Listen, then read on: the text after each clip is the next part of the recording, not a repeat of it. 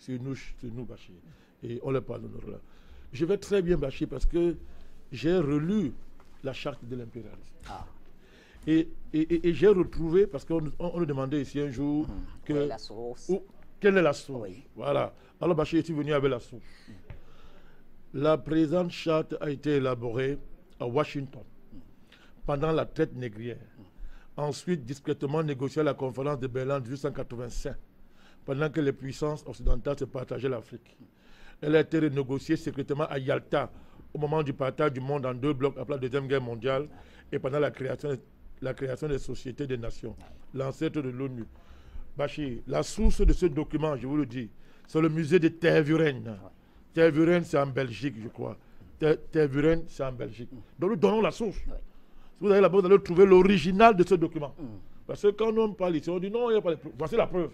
Donc on donne les sources de l'origine. Là, vraiment, regardez. Article 1, je vais si vous voulez rapidement.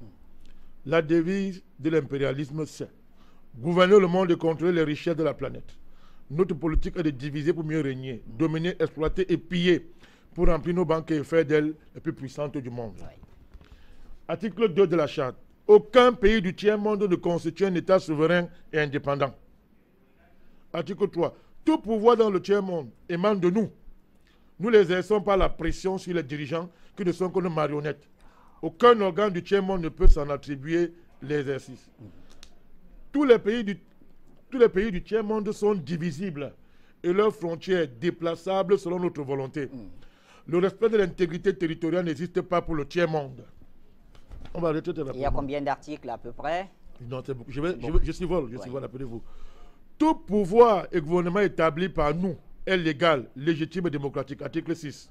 Mais tout autre pouvoir ou gouvernement qui n'émane pas de nous est illégal, illégitime et dictatorial, quelle que soit sa forme et sa légitimité. Tout pouvoir qui oppose la moindre résistance à nos injonctions perd par le fait même sa légalité, sa légitimité et sa crédibilité. Il doit disparaître.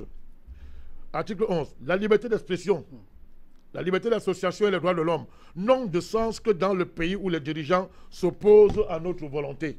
J'ai écouté très bien. Article 17. Je saute. Notre aide doit être accompagnée de recommandations fortes de nature à empêcher et briser toute action de développement des pays du tiers-monde. Article 18. Nos armées doivent toujours être plus fortes et plus puissantes que les armées des pays du tiers-monde. La limitation et l'interdiction d'armes de destruction massive ne nous concernent pas, mais les autres. Nos armées doivent s'entraider et s'unir dans la guerre contre l'armée d'un pays faible pour afficher notre suprématie et se faire craindre par les pays du tiers-monde. Toute intervention militaire, Bachir, a pour objectif de protéger nos intérêts et ceux de nos valets. Toute opération d'évacuation de ressortissants des pays occidentaux cache notre mission réelle, celle de protéger nos intérêts et ceux de nos valets. Je termine par l'ONU. Écoutez bien, article 22. L'ONU est notre instrument. Nous devons l'utiliser contre nos ennemis et les pays du tiers-monde pour protéger nos intérêts. Article 23. Notre objectif est de déstabiliser et détruire les régimes qui nous sont hostiles et installer nos marionnettes sous la protection de nos militaires, sous la couverture des mandats des forces de l'ONU. M. Bachir, dites bien, les résolutions de l'ONU sont des tests qui nous donnent le droit et les moyens de frapper, de tuer et de détruire les pays dont les dirigeants et les peuples qui refusent de se soumettre à nos injonctions sous la couverture des résolutions du Conseil de sécurité de l'ONU. Mon cher Bachir, je termine par là. Notre devoir, article 25, est de maintenir l'Afrique et d'autres pays du monde dans le sous-développement. Installer la misère, la division, les guerres, le chaos pour les dominer, les exploiter et les piller, ouvrez vos oreilles, à travers les missions des Nations Unies, mon cher Bachir. Et notre règle d'or, article 26, est la liquidation physique des leaders et dirigeants nationalistes du tiers-monde.